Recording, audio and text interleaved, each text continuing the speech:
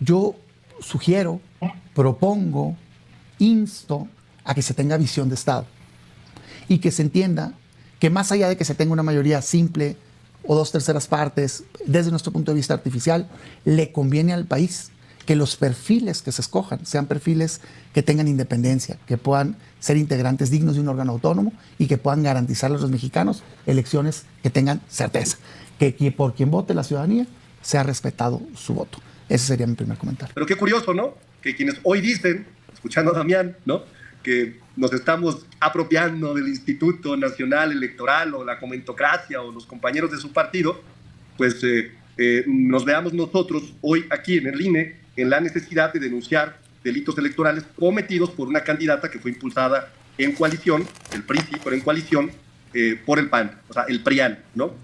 Respecto a lo demás, si me lo permites, Adela, escuchaba yo con atención que se quejaban de la delincuencia, tú y Damián, antes de que entráramos al tema del Instituto Nacional Electoral, y yo les tengo muy buenas noticias. En las carreteras, ¿no? Hablábamos de las carreteras. Sí, algunas buenas noticias. Fíjate, el promedio diario de homicidios dolosos ha bajado un 41%, esto se dio a conocer el día de hoy. Hay 35 homicidios dolosos menos diarios, ¿no? Que en septiembre del 2024, ¿no? Alcanzamos ya el nivel más bajo del promedio diario de homicidios a nivel nacional desde marzo del 2016. Fíjate qué buena noticia, ¿no?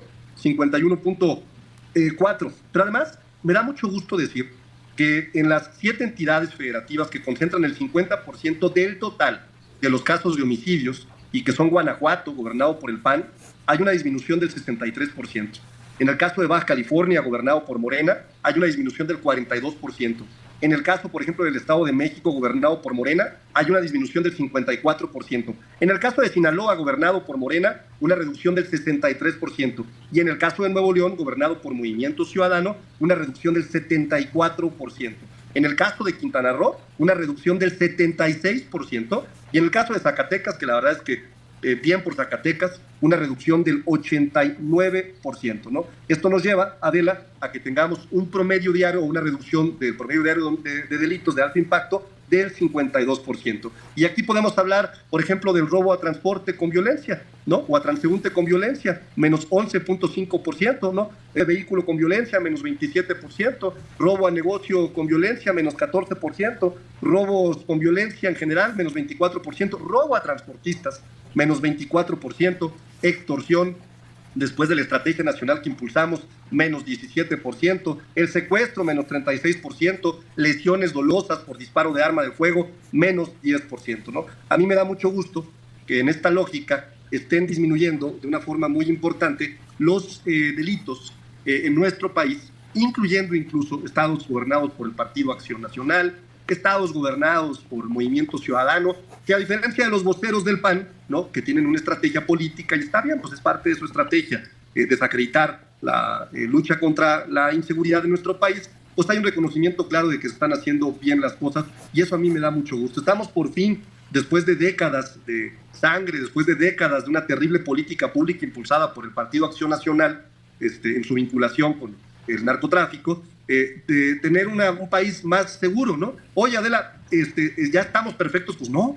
Mientras siga muriendo gente, o mientras tengamos homicidios como los que tenemos, pues claro que no, pero la ruta es clara de que hay cambios significativos, ¿no? Entonces, aplaudo, celebro lo que hoy presentó Omar García Harfuch en el Gabinete de Seguridad, y aplaudo y celebro a la estrategia de seguridad de la presidenta Claudia Sheinbaum Pardo, que es la que dirige esta estrategia de seguridad, y aplaudo y celebro también que a gobiernos que son del Partido Acción Nacional como Guanajuato, o que a gobiernos como el de Jalisco o Nuevo León les esté yendo bien en esta estrategia de seguridad coordinada con el gobierno federal, que está dando resultados de forma muy importante, estimada Adela. Muy buenos días, por estos saludos a los compañeros de esta mesa. Pues si quieres ahorita vamos a dejar que Juan nos salude. Que siempre estarán atentos para hasta desmentir a sus gobernadores, pero bueno, ya será cosa de ellos. Digo, un comentario muy breve, Arturo se la pasa diciendo que nuestros pésimos gobiernos y los malos gobiernos del Movimiento Ciudadano, pero luego despuésito sale a decir que reconoce los avances que para tienen. Para unas cosas y para otras. Yo no te interrumpí. Qué bueno que se reconozca, y a nosotros nunca nos ha avergonzado decir que trabajamos de la mano con el gobierno federal. Esa es la obligación de los gobiernos, para eso fueron electos, para resolver problemas, no para andar echando culpas, sino para coordinarse y para resolver problemas. Entonces, qué bueno por un lado, que se reconozca esa parte. Por otro lado, Adela, respecto al tema que preguntabas, en concreto respecto del tema de la elección de consejerías del INE. Yo coincido con Damián en el sentido de que ojalá, o sea, de verdad ojalá, y creo que eso es algo en lo que tendremos que estar de acuerdo todos, pues es lo sensato, que ojalá se tenga altura de miras, que ojalá se tenga visión de Estado, que ojalá se tenga una visión plural. Ese órgano, el Consejo General, en el cual me toca estar como representante del legislativo del Movimiento Ciudadano, pues su éxito ha sido eso, la colegialidad, la independencia, la autonomía del poder público en México, porque en México, aunque a veces a Morena se le olvide, venimos de un pasado autoritario. Venimos de un pasado donde se robaban elecciones, donde se robaban, pues credenciales de elector, urnas, tachaban boletas. Lo que hace unos meses volvimos a ver en Papantla y en Poza Rica, en el estado de Veracruz. Pero de ese pasado venimos. Y entonces, ¿qué hicimos como país para tratar de sobreponernos a esa crisis? Pues crear un órgano como el INE con esas reglas que se pusieron. No, estás enmudecido. Raro. Aprecio mucho que Damián me dé la oportunidad de dar mi opinión. Yo creo que ya tú en la moderación, Adela, podrás de alguna forma acomodar los tiempos para que no te quedemos en ninguna desventaja en esta generosa y siempre modesta y atenta y respetuosa mesa de debate. ¡Hombre! Empezaré por decir, Adela, que el Comité Técnico de Evaluación me da la impresión de que efectivamente ha elegido un método sensato, un método que es democrático, un método que atiende, por supuesto, a una metodología que va a permitir elegir a los mejores perfiles, ¿no? Sí me gustaría empezar por decir, ¿no?, que los consejeros que antes estaban electos, que concluyeron, por ejemplo, el pasado 4 de abril, tenían una enorme afinidad con la oposición, y hay que decirlo, ¿no? Esto es lo que está de fondo, Adela. A lo que quiero llegar es, por ejemplo, Jaime Rivera, ¿no?, era muy cercano a Lorenzo Córdoba, era el principal defensor de los sueldos altos, ¿no?, y acusaba siempre ataques políticos. O, por ejemplo, Claudia Zavala, que también salió el 4 de abril, en 2023, por medio de la Comisión de Quejas, censuró, ¿no?, 5 mañaneras de Andrés Manuel López Obrador, ¿no?, y acusaba que tenían contenido político, y censuró un spot también de la presidenta Claudia Sheinbaum, ¿no? O Dania Rabel, ¿no?, que en 2025 el órgano interno de control del Instituto Nacional Electoral la acusó de un abuso de funciones y de retrasar la revocación de mandato, ¿no?, en contra de la validez también de la elección del Poder Judicial, ¿no? Entonces, yo empezaría por decir qué está atrás, ¿no?, de lo que le molesta tanto a la oposición, ¿no? Antes, por ejemplo, ¿no?, el Comité Técnico de Evaluación se integraba por 7 personas. Jucopo, la Junta de Coordinación Política, designaba a 3 integrantes, la Comisión Nacional de Derechos Humanos designaba a 2 integrantes, y el INAI, ¿no?, INAI, si te acuerdas del INAI, que ni más ni menos que lo recordamos porque le dio 6 contratos a la candidata del Partido Acción Nacional, a la empresa OMEI, por servicios de limpieza, por un total de 17 millones, entre otros contratos, ¿no? Pues era quien también elegía a otros 2 integrantes. Un poquito el esquema de cuates y de cuotas, ¿no? Hoy tenemos un comité que fue integrado por 5 miembros que además están probados, ¿me explico? Es Marcela Elena Fernández, que es magistrada regional del Tribunal Electoral del Poder Judicial, Rubén Jesús Lara Patrón, Selene Cruz Alcalá, Irma Ramírez, Miriam Rodríguez, 2 perfiles que propone la CNDH, pero todos ellos, Adela, con un perfil que tienen estudios en España, estudios en el extranjero, doctorados, amplísima trayectoria, digamos, en el servicio público, que les da, sin duda, la posibilidad de hacer y llevar a cabo una buena elección, ¿no? Entonces yo diría, no hay favoritismos en el proceso de elección. Ya vimos que hubo un primer filtro, donde de las 476 personas que inicialmente se registraron, quedaron 369, hay un segundo filtro, ¿no? Estamos, por supuesto, ya posteriores al proceso de las entrevistas, y me parece que este señalamiento que hace mucho la oposición, lo que hizo ahorita Damián, de decir que muchos de ellos eran, fíjate, con qué soberbia se refirió a los que trabajan en el INE, subordinados del INE, ¿no? Oye, son cuadros que llevan años trabajando ahí, especializados en materia electoral, ¿no? Entonces, la decisión para integrar las listas no depende ni del INE ni de su presidenta, sino de un comité, ¿no?, que fue consensado, por supuesto, que fue electo en términos de lo que establece la ley, ¿no? Y estas sospechas, ¿no?, que ahora también andan diciendo que si los exámenes por altas calificaciones, ¿no?, pues ¿dónde están las pruebas, no? El proceso siempre ha sido realizado con los mayores estándares, ¿no? Se criticaba, por ejemplo, que María del Carmen Alanís, la exmagistrada del Tribunal Electoral, no haya pasado a la siguiente ronda de entrevistas, ¿no? Pues son conjeturas, realmente la calificación del 100 no te otorga el pase directo, o el 99 o el 98, porque hay otros requisitos que tienes que pasar, y así está el criterio, ¿no? ¿Qué extrañan? Pues extrañan a gente como Virgilio Andrade, ¿no? Que fue responsable de limpiar la imagen sobre el tema de la Casa Blanca, ¿no? El consejero de 2003 a 2010 que apoyó al PRI, ¿no? Hombre cercanísimo a Luis Videgaray. ¿O a quién extraña? Pues a Lorenzo Córdoba, ¿no? El exconsejero más partidista, que además de ser una persona que se burlaba de los pueblos originarios por la forma de hablar, ¿no? Resulta que se reunía en lo oscurito con Alito Moreno, con Jesús Zambrano, con el fin de negociar sentencias que pudieran beneficiar a la coalición. ¿O qué extraña? Pues a Benito Nasif, ¿no? Cómplice, por supuesto, del uso de recursos no probados en campaña del PRI, el famoso caso Monex en 2012, ¿no? Votó para exonerar a la coalición de cualquier compromiso que hubiera tenido el PRI por el financiamiento a través de los famosos monederos Monex. ¿Qué no quieren que se acaben los de la oposición? Pues los sueldos y los privilegios. ¿Sabes cuánto gana hoy un consejero o el consejero del INE? 262,000 pesos, mucho más que la presidenta, es anticonstitucional, ¿no? ¿Qué prestaciones tienen además y que no quieren que se acaben, quieren que regrese eso? Seguro de gastos médicos mayores, una prima de aguinaldo de 40 días, un apoyo para alimentación, en años electorales reciben un bono de 2 mesecitos por la carga excesiva, pobrecitos, no vaya a ser la de malas, y nomás se han gastado por viáticos en 2025 702 millones de pesos en viajes internacionales, ¿no? Albania, Paraguay, Miami, Panamá, Chile, con seguro de separación de 332 millones, estímulo por productividad de 479 millones, combustibles por 86 millones y vestuarios blancos, artículos deportivos por 34 millones. Esta es la realidad, Adela, que extraña el PAN. Esta es la realidad, Adela, que extraña a la oposición. A esto quisieran volver ellos. Ellos quisieran que esto siguiera. Esta es la democracia de oro que a ellos les encanta, ¿no? Que estamos diciendo, sigamos con un sistema fuerte, democrático, pero que no sigan los privilegios que el PAN y el PRI instauraron.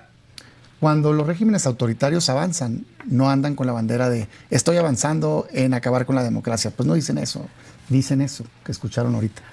O sea, Royce, nadie está defendiendo salarios, están prohibidos los salarios más altos que la presidenta. En el artículo constitucional lo votamos, por cierto, nosotros, hace un montón de tiempo.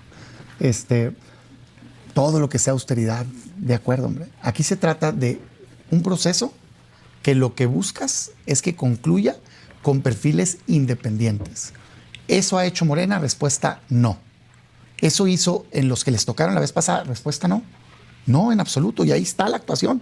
O sea, el INE, a partir de que empezó Morena en el poder y que empieza el nombramiento y el intentar dominar al INE, no solo con eso, sino con el área de fiscalización también, que nombra la Cámara de Diputados, y con un montón de cosas, empezó a tener decisiones que favorecían al régimen. Completamente. Y ahí está nada más, la peor de ellas, la mayoría artificial del tribunal, de la sobrerepresentación, tanto el INE como el tribunal. Ambos. El sistema, la manera de operar, el abuso, el partido autoritario, las ideas de partido único, es el viejo PRI. Morena es eso. Juan, ¿quieres abundar sobre el tema o pasamos a otro? No, sí quiero, porque sí es importante, Adela. Y mira, yo empecé mi intervención anterior diciendo que ojalá haya altura de miras. Híjole, ojalá que la mayoría, la altura, la visión que prevalezca no sea como la que acaba de decir aquí Arturo.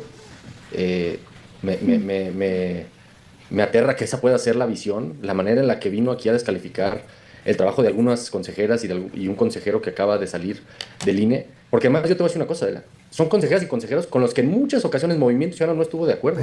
Tuvimos debates adentro del Consejo General fuertes, duros. Nos dieron en la torre en muchos asuntos donde yo creo que no tenían razón. Fiscalización, en candidaturas, en radio y TV. Él dice, censuraron un spot. Pues no censuran un spot. Hay una comisión de quejas y denuncias, por cierto, no integrada por solo una persona, sino por 3, por si no lo sabía Arturo, precisamente encargada de debatir, y no es censura. Eso pasa cuando un partido infracciona la ley, y le pasa a Morena, y le pasa a Movimiento Ciudadano, y le pasa al PRI, y le pasa al PAN. Esa es la naturaleza de un árbitro electoral, es lo normal. Lo anómalo sería que todo el tiempo le dieran la razón a un partido o al gobierno. Supongo que en la visión de Arturo, ese sería el órgano por excelencia, autónomo, independiente, pero nosotros lo hemos defendido en todas las votaciones, aún y cuando no hemos estado de acuerdo en muchas de sus resoluciones. Por cierto, como la sobrerepresentación, que benefició al PRI cuando estuvo en el gobierno y ahora beneficia a Morena. Arturo. Solamente para cerrar este debate, quiero leer textualmente las conclusiones del informe del Comité de Desaparecidos, porque ahorita Damián volvió a decir otra mentira, como las que dice todo el tiempo, ¿no? El comité dice esto: no encontró pruebas de una política federal para cometer desapariciones forzadas. ya sea mediante acción deliberada u omisión deliberada en el sentido del Estatuto de Roma. Textual en el comité, y te lo voy a hacer llegar adelante. Segundo, ¿no? En vista de lo anterior, si bien toma la nota de que la guerra contra las drogas a nivel nacional es lo que contribuyó en el gobierno de Felipe Calderón a las condiciones que han producido tales ataques a nivel local, ¿no? Y cierra diciendo, muchas desapariciones en el país son perpetradas por grupos delictivos y no por agentes del Estado, ¿no? Entonces, hay que ser muy claros con la información, ¿no? Y cuando, por ejemplo, Damián dice, es que no se lee per cápita, se lee por totales. Bueno, Damián, qué bueno que se lea por totales. Por totales se mueren 50 personas menos por día. Eso es lo importante en este país, de cómo nos entregaron el gobierno. Esto es lo importante. Oye, si son en Colima, si son en Guanajuato, mientras sean menos, es bueno, Damián. Entiendo que no les guste, entiendo que ustedes amanezcan todos los días queriendo que haya más homicidios. ¿Para qué? Para que amplifiquen la narrativa de comunicación, y en eso están esperanzados para ver si pueden recuperar el poder.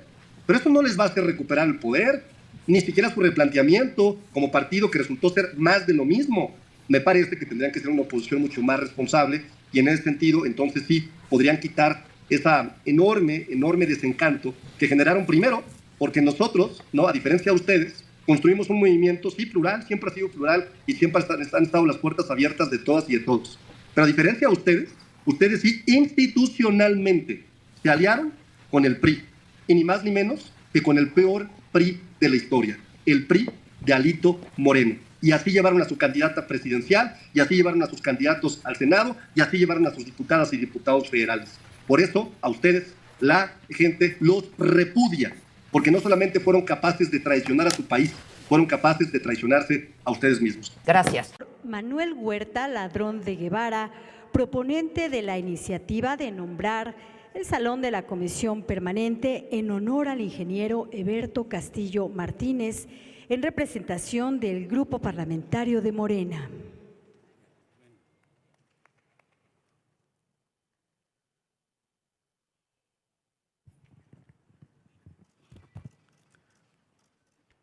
Ya buenas noches casi.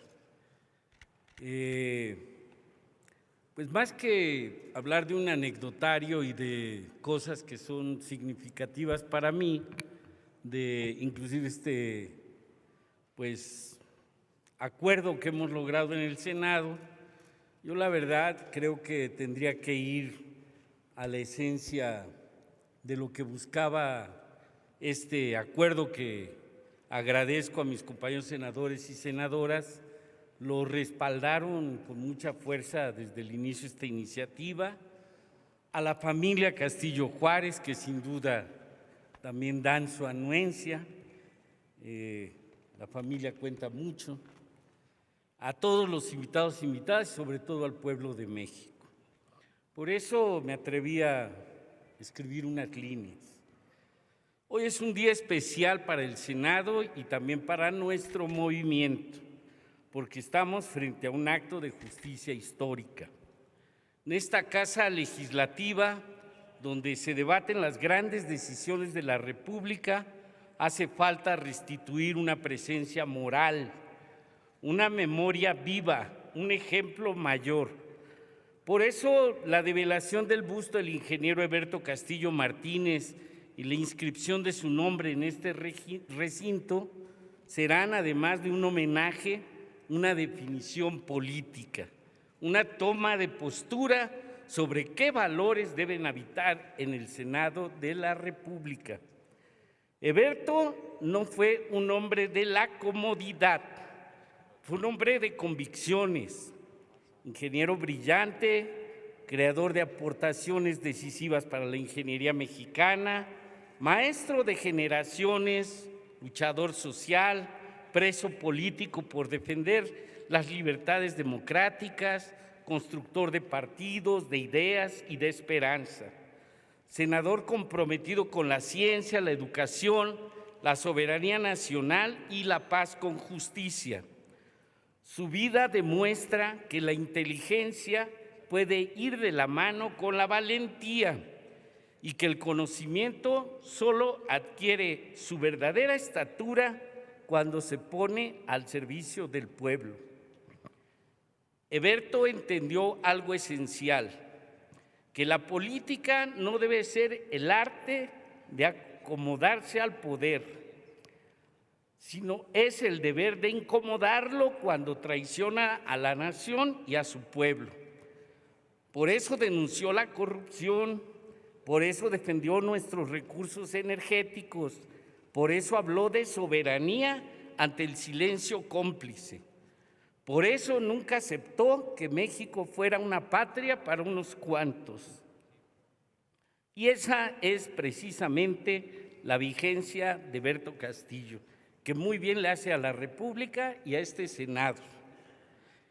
En tiempos en que tantas veces se quiere vaciar de contenido la vida pública, en tiempos en que la memoria es tan necesaria para la política, con ideas, con compromiso social, recordar a Eberto es levantar una bandera, la bandera de la congruencia, la bandera de la ética pública, la bandera de la política entendida como servicio, como debate honesto, como lucha de ideas, como responsabilidad histórica frente al pueblo de México. Por eso la grandeza de Eberto no cabe en una sola corriente política, porque su legado pertenece a la nación entera, pertenece a todos y todas los que creen que la democracia no se reduce solo a votar, sino que exige conciencia, dignidad y participación. Pertenece a quienes saben que la justicia social es una obligación superior del Estado mexicano. Pertenece a quienes creen que la patria no se administra, sino que se honra, se defiende y se transforma. Por eso que su busto vuelva al Senado tiene una fuerza que va más allá de lo simbólico. Significa que esta república reconoce a uno de sus hijos más íntegros. Significa que el pensamiento crítico no estorba a las instituciones, las ennoblece. Significa que la pluralidad no debilita la democracia, la fortalece. Y significa también que el Senado debe ser digno de los nombres que alberga y de la historia que representa. Nombrar el salón que vamos a nombrar con el nombre de Eberto Castillo Martínez nos recordará todos los días que el poder solo tiene legitimidad cuando sirve a causas colectivas, que legislar abre camino a la justicia a través del debate para elevar la vida pública, que disentir no es traicionar a la patria, sino muchas veces salvarla, como fue el caso de él. Que nadie olvide la lección que nos dejó Eberto. Se puede hacer política sin renunciar a la honestidad, se puede luchar sin venderse, se puede pensar distinto sin arrodillarse, se puede amar profundamente a México sin convertir ese amor en discurso hueco, sino en responsabilidad, compromiso y servicio. Hoy, al honrar su memoria, no solo miramos el pasado, también asumimos un compromiso para el presente y el porvenir. Por eso que estos actos que hoy el Senado hace constituyan un recordatorio para todos y todas nosotros y nosotras.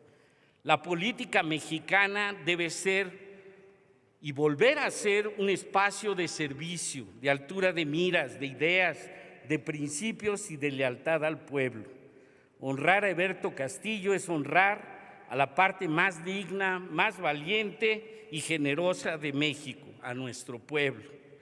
Por eso, compañeros, compañeras, es la república que estamos obligados a defender. Muchas gracias, mucho ánimo, que esto apenas empiece. Y por eso, con mucha honra diríamos, si Eberto viviera, con nosotros estuviera. ¡Viva Eberto Castillo! ¡Viva el pueblo de México! ¡Ánimo! Bien, amigos, ¿qué les pareció el video? Arturo Ávila va reparejo con Juan Zavala de Movimiento Ciudadano. Dice Arturo Ávila que Movimiento Ciudadano es un partido político muy chiquito, apenas si pudo ganar un mísero distrito, y lo único bueno que tienen es su canción de Movimiento Naranja.